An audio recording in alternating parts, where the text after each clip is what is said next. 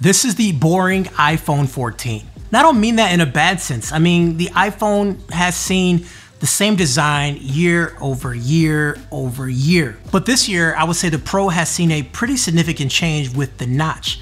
It's now using something called a dynamic island. But this is the iPhone, the regular one that still has the same non-dynamic island design. Now, I may be overgeneralizing, but people in the market for this iPhone 14 really don't care about specs, but what they want are very simple things: good camera, all-day battery life, and a consistent app experience. And this phone does those things more consistently than other phones. The iPhone 14 isn't a phone that sticks out from the pack, but the things that it does have, it does it great. The iPhone 14 has a 6.1-inch OLED display with a 60 Hz refresh rate. And the refresh rate is a spec that most people doesn't even know what it means. Even when I point it out to them, they have no idea what it means.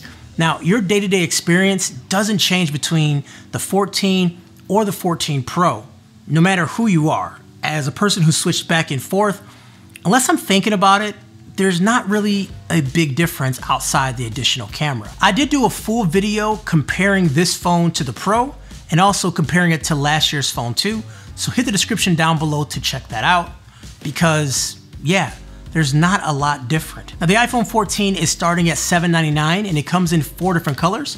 You got Midnight, you got Purple Starlight, Product Red, got blue. Now, the dual camera on the back gives you an ultra wide camera and a standard wide angle shot. And you also have the same video options as the Pro with the new included action camera mode and the 4K cinematic mode, which we'll talk about in the camera portion a little bit later in the video. Now, I can't emphasize the size enough because I enjoy a smaller phone and it lets me use the phone with one hand, but it's still big enough for an occasional movie or play a quick game or just reading text messages. I just like this size. I do love trying out games from Apple Arcade or even playing some classic games that I've had on my phones for many years. Now, between this phone and the Pro, I'm not seeing any difference since they have the same chip.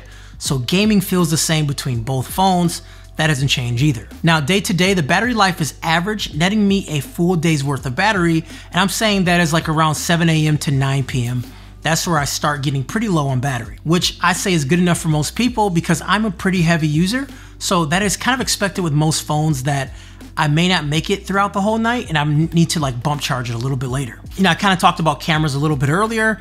You know, that's where a lot of phone companies put their resources. You know, over 90% of new photos are taken from a cell phone, and capturing memories of your family are, you know, you're gonna most likely use a cell phone, right? It just makes sense. So people want a good camera. Now, out of the box, you won't notice much of a difference compared to the 13. Now, the same photos at your kids' sporting events or outside on vacation are gonna look the same. The difference will be at night with the software enhancements and the newest sensor. Now, you'll see a difference in those scenarios. Apple says it's like 33% brighter.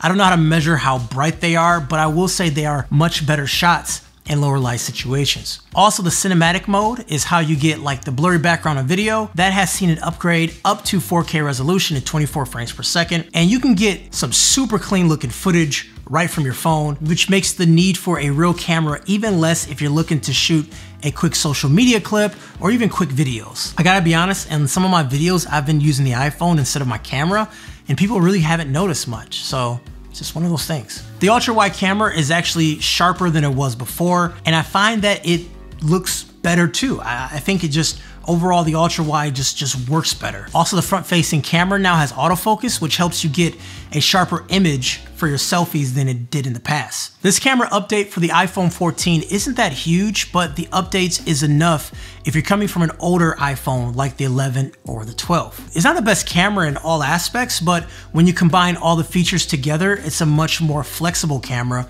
and it has the features that most people will use, and a lot of those things are just enough for people to really enjoy the camera. I know we discussed colors already, but I want to give a shout out to dbrand. They're one of my sponsors, and for around $20, you can customize the look of your phone, provide different colors and even textures. They also make a pretty nice case too, so make sure you hit the links down below to pick one up. Now, one of the biggest features of the iPhone 14 isn't hardware, it's actually going to be the software with iOS 16, which any newer iPhone will technically get. There's an all new lock screen allowing you to customize things for the very first time on the lock screen. Now, you also have new widgets for this lock screen too, and you can really customize it and make your phone feel like your own. It kind of feels unique, getting a chance to modify this lock screen a little bit. So there are new widgets for your home screen, and I would say for the first time in a long time, the iPhone is getting close to true customization, to the point where you can really change the experience. We're still a little ways from it, but with iOS 16, you're getting much closer, and there's a lot of little cool things you can do, especially with iMessage, editing messages and unsending messages. A lot of those things have been added, but once again, any iPhone you get would have those features, but that is something you would experience if you have an iPhone 14. Look guys, I gotta be honest, I really struggled with this video just because this phone is such a small upgrade, and I think the Pro just has enough upgrades to kind of really make it worth talking about more, but I'm not trying to downplay this phone. This is a great phone, and if you're coming from any iPhone, this phone is gonna feel like a really good phone. But the thing that I'm guessing is that this might be the last year for this design. As you can see that the Pro has had a significant change. I really think this one is gonna see that same change the following year, because a lot of the software allows for that change with the dynamic island and also the always-on display. So there are several things that this phone is lacking compared to the Pro. But of course, that is gonna be my opinion. I wanna know what yours are. Make sure you sound off down below. My name is Kevin the Tech Ninja. Have a wonderful day. I'll talk to you guys later. Peace.